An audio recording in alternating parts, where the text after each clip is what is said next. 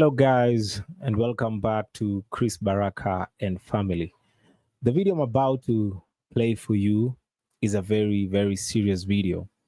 So these were allegations that were made by Prophet E.J. Newton. The reason why I'm saying they are allegations, it's because still not confirmed if it's 100% truth. Definitely there is a lot of ifs to the interview that Prophet EJ did, because every story has two sides, the way I always say it. But he mentioned something very shocking and spoke about the Dwarf Spirit when he was talking about the trip that he had with his so-called friend. And we all know who he's talking about when he's talking about friend. So the trip that he had going to West Africa, because he had questions about, are these just about dwarf spirits?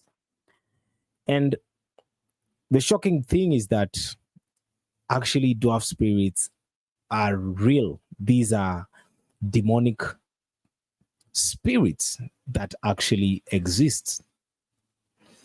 So this clip is going to be in two parts. The first part is going to be just some snippet from Apostle Arome, where he's talking about the operation of the demonic. He's talking about dwarf spirits, and also just how some kind of idols, how some kind of idols are actually used in the demonic rituals and all that. So that one is just gonna give you a foundation, because the next clip is about a guy who's actually operating in these dwarf spirits, and he's talking and letting us know clearly what are the dwarf spirits. So let's get in the video. Try and watch it until the end, because every part of this video is actually very important and it is connected to the other one. You know, Bible speaks about us being ignorant of the devil's devices. That is how the devil takes advantage of God's children. So it's important for us to have some knowledge about these things. So let us get. I'm gonna ask you a question. Those guys in Ghana, are they dwarf spirits? For most of you that studied in Cambridge,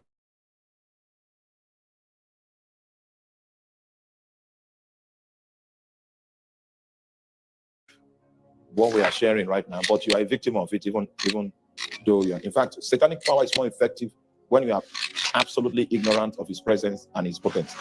That's the easiest way to be a perpetual victim. Your life will be shaped by it, and you'll be unaware, and the life of your children, and it keeps going on until someone that is knowledgeable in the way of priesthood arises and sets up an altar that has the capacity to contend with the altar of the devil.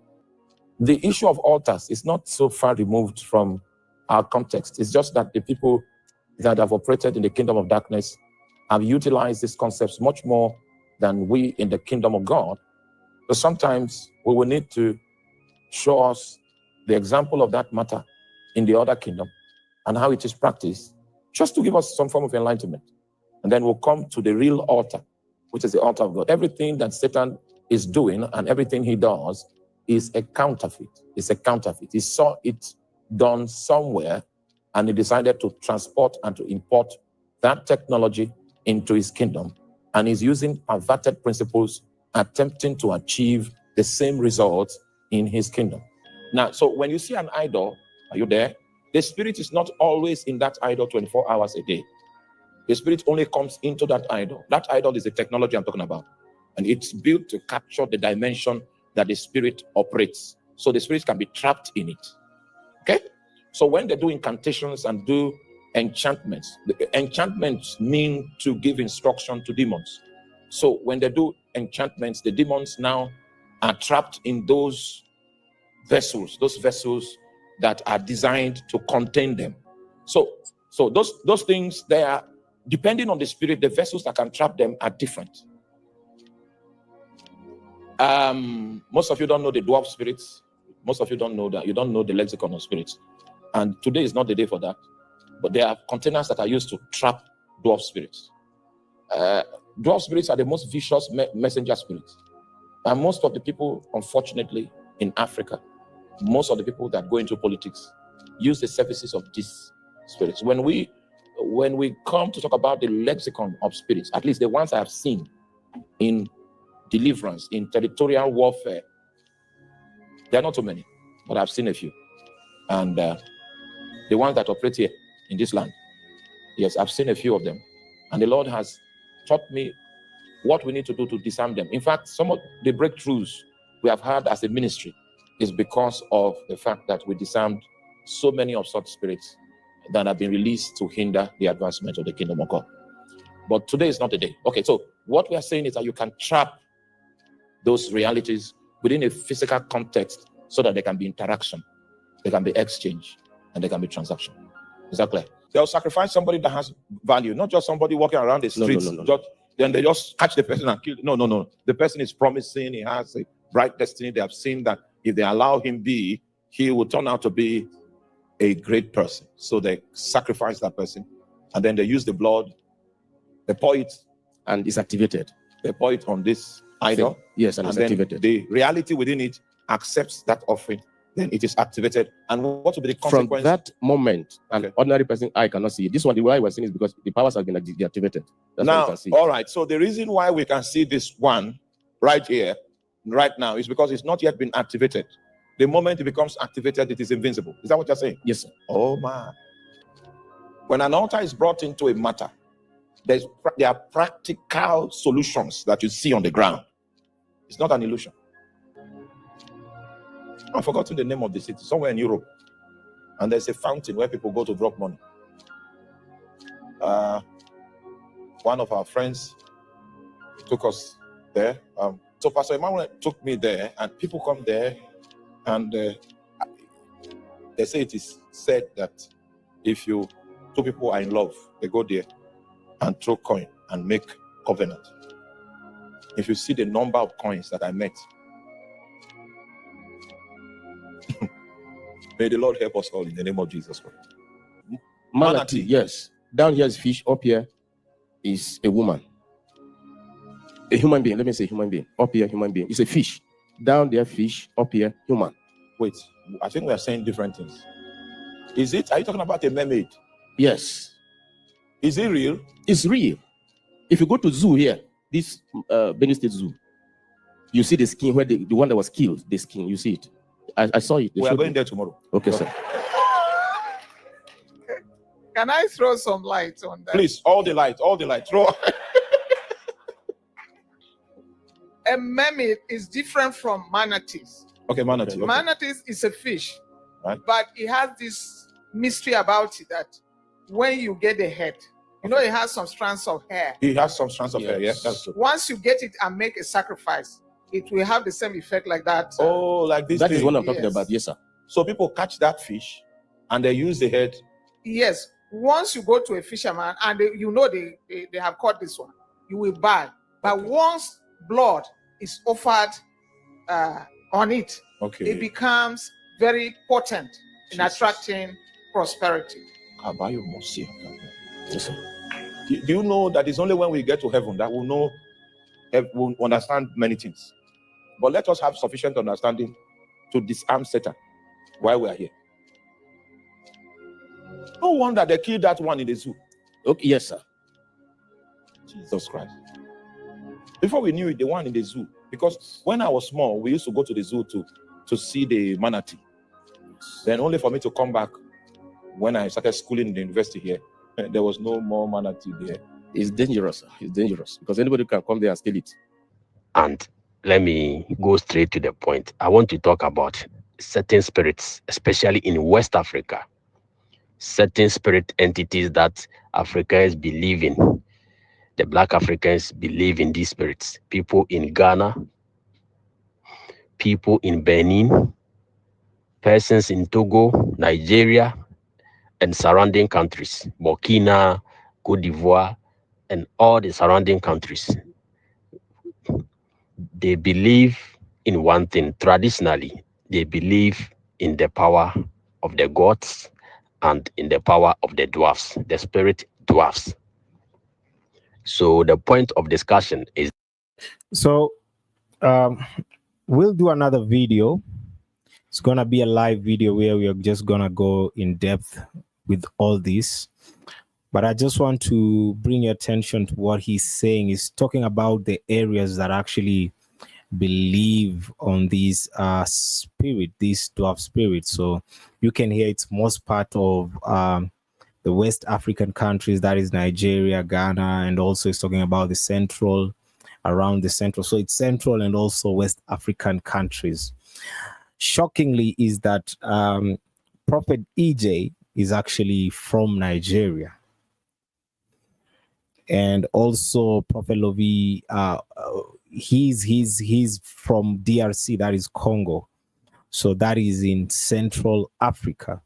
So probably growing up, they might have been familiar with this spirit because it's something that probably is just part of their culture or something, you know. Sometimes from an African society, when you grow in an African society, you're always told about different cultures, what the ancestors believed in, what they worship, how they used to worship.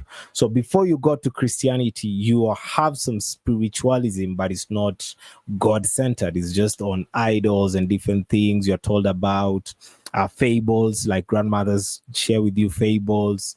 There is a lot of just spiritual guidance, especially in terms of culture, in terms of the way you lead your life, in terms of the way probably by the time you get to build your first house, just a lot of things going on. So I just had to bring that. Probably they were all familiar about this because of now where they're actually from originally. the spirit dwarfs.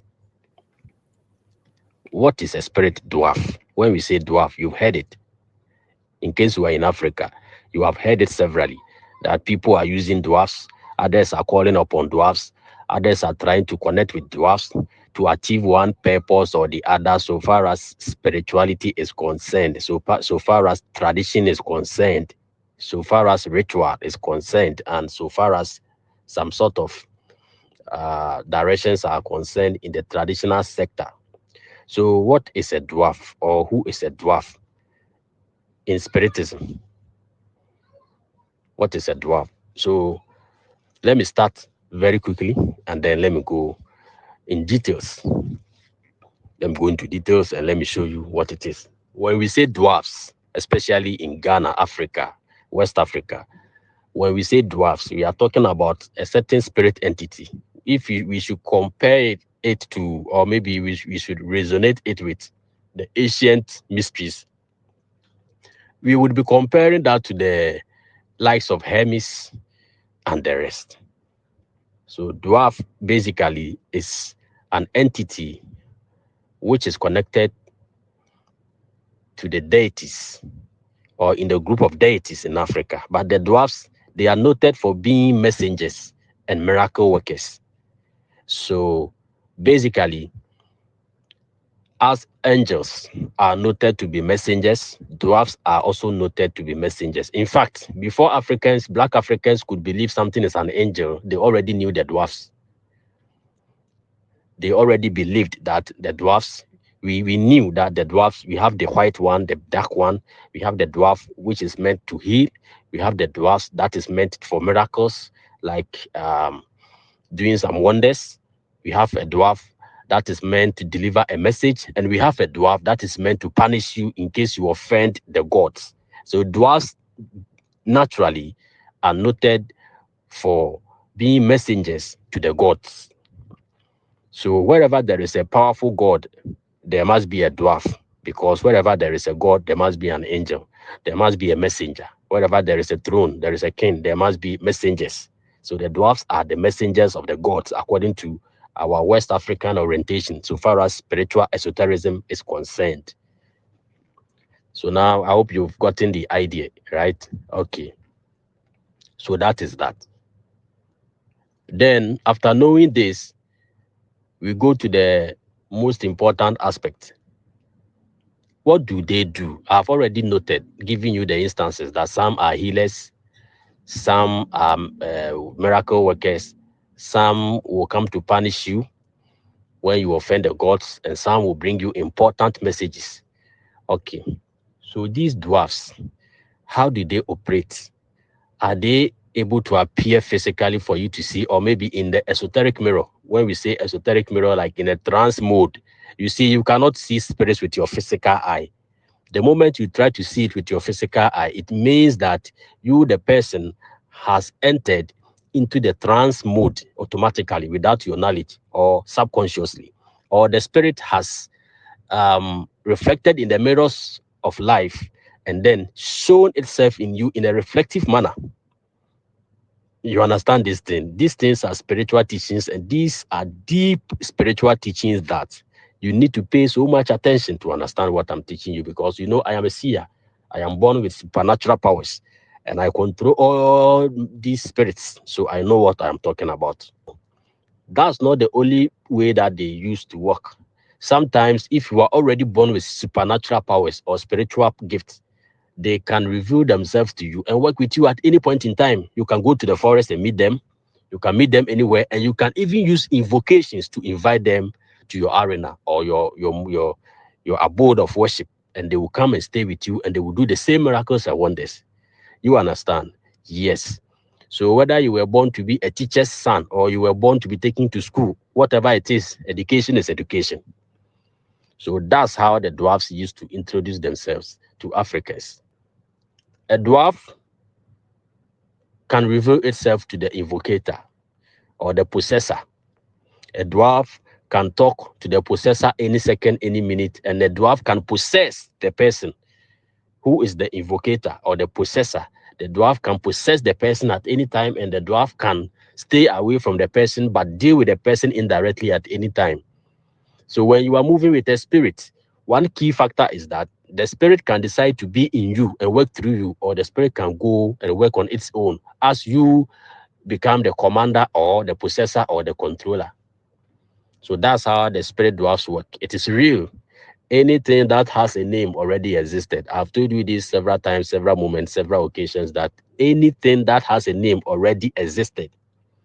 So when you hear of dwarfs, they really exist, and it is real. Yes. So some of the questions that many people may want to ask is that when you have the dwarfs or somebody uses the dwarfs, can a third party hear their voice? Can a third party see a dwarf? Like can an ordinary person see a dwarf? It is not easy. For an eye which is not open cannot be connected to esoteric mirror, which means since you don't have the spirit eye, you don't have the third eye, how would you see the spirit? The thing is a spirit. It's not a physical being. So how would you see it? Unless it decides to reveal itself to you, and that is when it reflects itself in the mirrors of life. You understand? Wow. So he's just, it reminds me on what Prophet EJ was saying about he went there to be unlocked. Like he wasn't able to receive everything that he was supposed to receive because he was not unlocked. There is an unlocking that takes place so that now you can have these kind of experiences and encounters that you can hear being exposed in the clip. So raises a lot of questions. You've had even the mention of the third eye and how that just comes in play and all that. It's quite a lot. It's quite heavy. So we're doing a live about this because the big question is Prophet Lovy, is Passion Java operating in a dwarf spirit? That is the big question, because from the allegations and the expose from EJ Newton, a lot of different questions were raised because of the experience that he had in that camp. But it raises the major question is the dwarf spirit the spirit in operation? Because you've had it's a spirit that can perform miracles, just different things, just different supernatural things. So doing a live. I'm doing a live. Make sure you turn up for that. In case you'll miss the live, just check later on. You'll be able to get it and just participate and be part of it. It's going to be quite a conversation, I'm telling you. So we're going to be having everything in good detail, because even the clip for Apostle Arome, that was just some snippet, but I'm telling you, it's quite very insightful. So we're going to go deeper. I'll also be playing with you now the clip from Prophet EJ, now his own experience when he was in that camp. And then now we're just going to now try and analyze it with everything that we are hearing from everyone who's sharing about these dwarf spirits. So make sure you're part of that. On top of that, if you have not yet subscribe. Once you're subscribed and the notification bell is on, definitely YouTube can be able to send you notification once we are live, and you can be able to join and participate. So subscribe. Don't forget to like the video and also share your comments.